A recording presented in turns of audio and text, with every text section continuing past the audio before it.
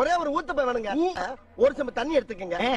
அத தோசைக்கல்ல ஊத்தி அதுக்குன்னு வழக்கமா ஒரு விளக்கமா வச்சிருப்பீங்கல்ல, ஆமாங்க, அத அடிப்பக்கமா திருப்பி சரிங்க, வரட்டு வரட்டு வரட்டுன்னு ஒரு 4 இழுப்பு இழுத்து சரிங்க, நல்லா கழுவி விட்டுருங்க. சரிங்க. ஒரு கிண்ண நிறைய மாவு எடுத்து பெரிய ரவுண்டாவும் இல்லாம சின்ன ரவுண்டாவும் இல்லாம சரிங்க. பொதுவா ஒரு ரவுண்ட ஊத்தி 4-5 வெங்காயத்தை போட்டு அள்ளி பொடி பொடி பொடியா நறுக்கி அப்படியே மேலாப்ல பரபரன்னு தூவி விட்டு, சரிங்க, ஒரு நீளமான கேரட் எடுத்து அதையும் பொடி பொடியா நறுக்கி, சரிங்க, அப்படியே மேலாப்ல பரபரப்பா தூவி விட்டு, சரிங்க, ஒரு 16 கரண்டி நெய் எடுத்து, சரிங்க, அதுல 6 கரண்டி நெய்ய உள் சைடு அப்படியே லேசா விளாவி விட்டு, சரிங்க, 10 கரண்டி நெய்ய தோசைக்கு வெளி சைடு அப்படியே மேலாப்ல விளாவி விட்டு, சரிங்க, இட்லி பொடி இருக்கு பாத்தீங்களா, அத அப்படியே அள்ளி மலை சாரல் மாதிரி அதை மேலாப்ல பரபரன்னு அப்படியே பேய விட்டு, சரிங்க, பொத்துனாப்ல அப்படி ஒரு பரட்டு இப்படி ஒரு பரட்டு அப்படி பரட்டி விட்டு அப்படியே ரெட்டி கலர்ல